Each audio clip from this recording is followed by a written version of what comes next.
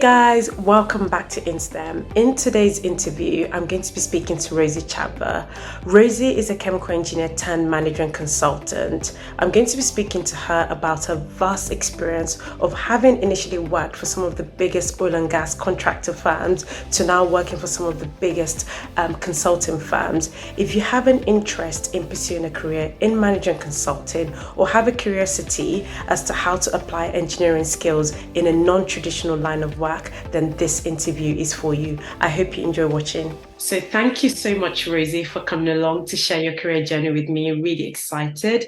My pleasure. It's in particular because you're actually one of the people that inspire me, and I consider you a career role model. So I'm even more excited for that reason to So pleased share to your be story. here. Wonderful. Yes. So the custom usually is that we start with an icebreaker before we delve Okay. into the serious stuff. So I'm going to ask you a fun question and just Yes. know you a little bit more. Sure. The question is, if you could be an expert at something Mhm. instantly, what would it be and why? It would be nutrition, Ah, right. personalized nutrition. Okay. Yes. So I'm curious to know how like the way that our bodies are made naturally Mhm. and how that interacts with what we eat. That's really And interesting. yeah, this comes from the fact that my younger son, has so many allergies. But when I looked at it, it's all the things that we don't have in our traditional African diet. Right. So I wondered, are we all eating slightly the wrong things anyway? But yeah. That's a very interesting subject area to delve deep Yes. into. And knowing you, I'll probably hear about you maybe getting a certification in that, like in a couple of years' time, because I know you're really keen on learning and just like Yeah, yourself. So who knows? Maybe you'll absolutely. come back and share what your findings are from your I research would love to. I and would absolutely studies. love to. Wonderful. So, about your career, which is what we're going to Yeah. go into next, if I was to give like a sort of high level, summary, it's that you are a chemical engineer, Yes. built the initial phase of your career in oil and gas, and then decided to make a pivot into consulting. And so you Yes. went straight from there into, manager consulting for Deloitte. And Yes. I know you're not currently with Deloitte. You've moved on to another big consulting firm by the name Beringer. So I Yes. just want to hear from your perspective, how would you describe your career? So I would describe my career as snakes and ladders. Right. I take this from one of my mentors very early on, and I think it was really great that, he said to me, there's nothing like a career path. It's more like career snakes and ladders, but never be afraid to try. So I grew up thinking that I was going to be a doctor. That's the thing that I was going to do. I didn't get the grades at A level, and I started a pre-med course because I was still determined that this is what I wanted to do. I got there. It wasn't the difficulty of the subject. It was actually the reality of what it is to be a doctor. And I was like, no, not for me. So I quit and then told my parents I'd quit because, of course, African parents, you can't tell them you want to quit and they'll let you quit. So there was no going back. And then by the end of the next summer, they said, right, what are you going to do with your life? You have to do something. And I remembered someone came to school to give a talk about hydrogen fuel cells. It was a PhD student at the University of Birmingham, and they were studying chemical engineering. So I was like, yeah, that sounds fun. Let's do that. I like chemistry. Lo and behold, there isn't that much chemistry in chemical engineering, right? But hey, that's another story for another day. But the way that I think lends itself to like processes and starting with the end in mind. What do we want to get to? So, process engineering was just right for me. I grew up in Southern Africa, so no oil and gas where I come from. And so this was also new to me. I always thought I'd end up in mining, but then I landed, my first project was a mining one, but the rest of it then was oil and gas. So lots of learning, lots of different positions. I got tired of P&IDs at some point. So I started chasing what else can I do? And I realized my passion really was for the people and for environmental and social performance. So I moved from like design engineering to more environmental management systems, trying to find out, when we do impact assessments, what does that mean? And then I thought, right, let me go and do this with an operator because I was with a contractor then, so that I can actually see more of this stuff in reality. Then, of course, the pandemic came. It's like, right, what am I doing with my life? What could be more exciting?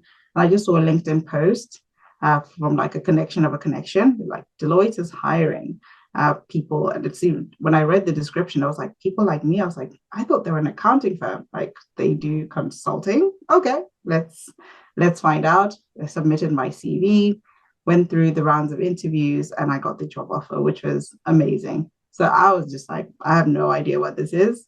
It could be a snake, it could be a ladder. Let's try it. But it has turned out to be a great topsy-turvy ladder. I'll say overall it's a ladder, but a topsy-turvy one, because coming from industry to consulting, I'm sure you'll have further questions about that, is a roller coaster ride, but a thrilling one all the same. Very interesting. Firstly, I like the term career snakes and ladder over career path.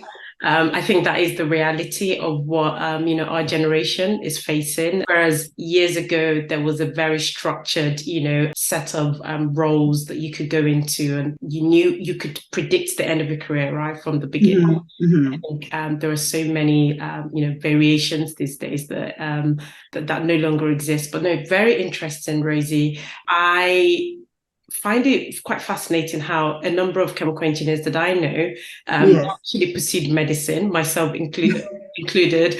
And I've had someone on this blog share a very similar story to you. Wanted to do medicine, didn't quite get the grade, but then actually found out that can I cope with being a medical doctor? Yeah, was the situation with me as well. So I was grinning when you said that. Nice. And very interesting. So you moved into, from chemical engineering, oil and gas into consulting, the Big Four accounting firm. Like you said you came across it through a LinkedIn connection, right? Yes. And when you think consulting, did you have questions or doubts as to, do I have the right skill set? Do I have the prerequisite? Do I need to do, additional qualification to give me the business edge that these companies would normally go for? Were there any concerns, or did you just go straight for it? I just went straight for it. So I think because I've experienced quite a lot of change through my life. My dad worked in mining, so we moved about every 2 to 3 years.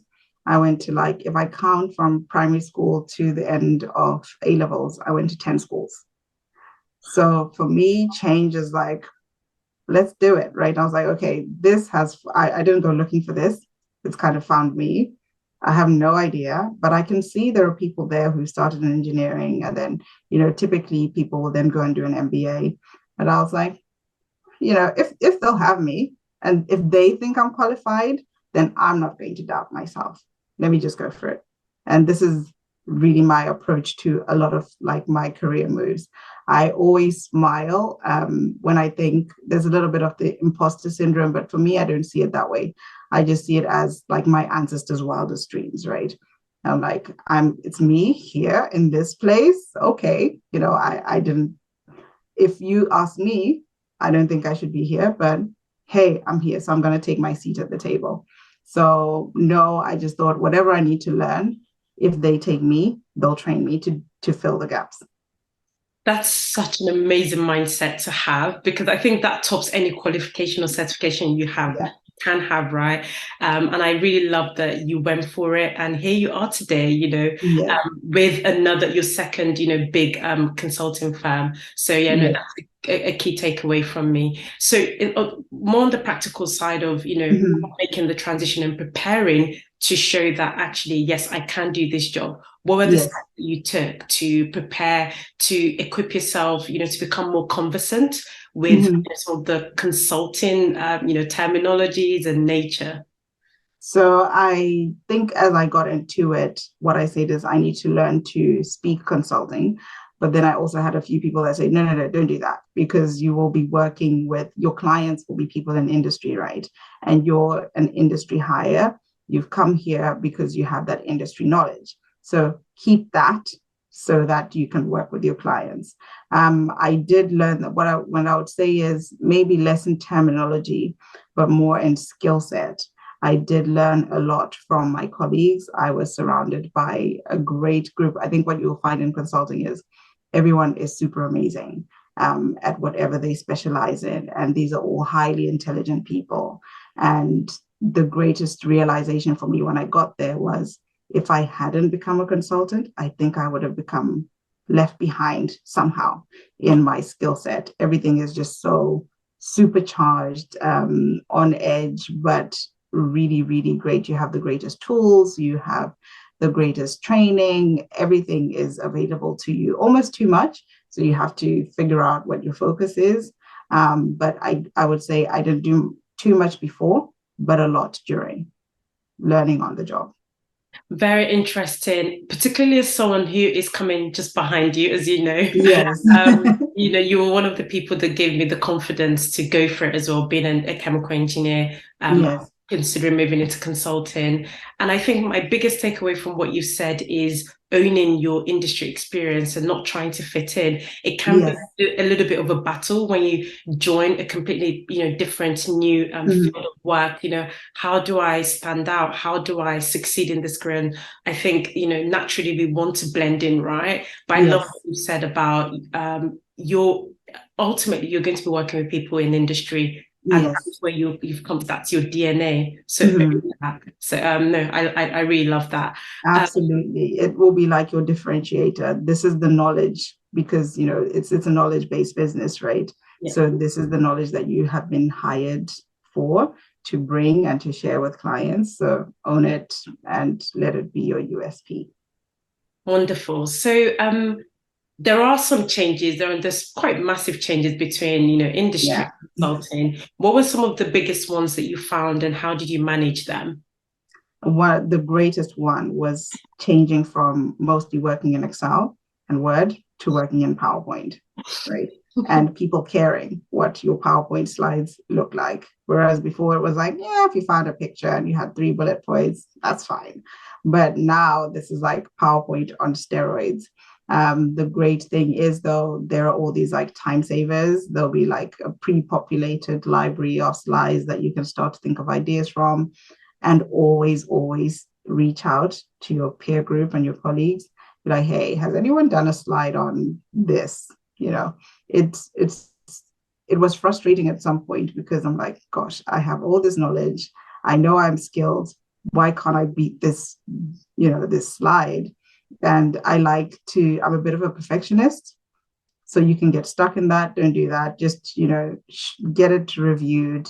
People will give you ideas, and don't take feedback as criticism. It is feedback. It is to help you.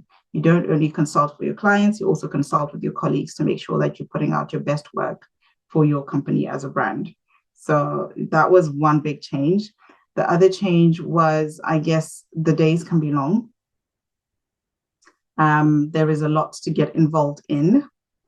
As one very wise person said to me when I joined my recent company, is that sometimes in the world of consulting, it can eat you for breakfast and still be hungry by lunch. So you have to put in your boundaries, you have to decide what you're going to focus on, and you have to protect your well-being. Amazing reflection on the changes between industry and consulting there, Rosie. Yes. Similarly to you, I thought that the emphasis on PowerPoint and the aesthetics was very, I found them to be very interesting. But again, another opportunity to learn, right? Yes. And as you've said, I can concur to the vast amount of opportunities to get involved in, but also knowing, having that balance and protecting well-being is absolutely important. Cool. So going back to when you found out about the opportunity to join a big four consulting firm, right? Yes. As much as, you had that boldness to go for it, were there certain skills as an engineer that actually gave you further encouragement? And I guess my question is, what are some of the technical skills from industry that you found useful in forging a career in consulting? Absolutely. So I would say the design thinking. like I said, starting with the end in mind. So consulting is all problem solving, and that is what engineering is too. So that will serve you really, really well as you transition. It was the stakeholder management and engagement. Typically, as an engineer, you're working like in a multidisciplinary environment. You're working with your clients. You're working with within your own company's management. So that I was also accustomed to, and I was more than happy to do. The technical knowledge itself, just like understanding the science. Yes, we are doing business consulting, but it helps if you can speak the same language as your clients. So going back to that, owning your technical background, I think all of these have served me really, really well. Very interesting. Moving on to the next question now. What do you enjoy about consulting? You've mentioned a couple of things, but yeah, if you had to choose one, what was the biggest thing? I enjoy being on the front row to the world's biggest challenges and changes in our world. So I am a sustainability consultant. That's what I do now. And just being at the forefront of that big change that we are trying to make in our world is amazing for me, that I get to help set strategies for some of the biggest companies with the biggest impact. And so just by doing that, like let's call it 8 hours, but it's not really, my 8 hours will turn into impact for a lot of people. I really, really love and enjoy that. And also just working with people who are very passionate about what they do, who are not scared to share their ideas and who want to make a change. I just really love it. Wonderful. And I love the fact that you touched on some of the work that you do as well, because I did actually get to ask you about that in detail at the beginning. Yes. But I will put it out in the communication that goes out alongside this video so people can learn a little bit more about your day-to-day. That's great. Engineering, anything you miss about engineering?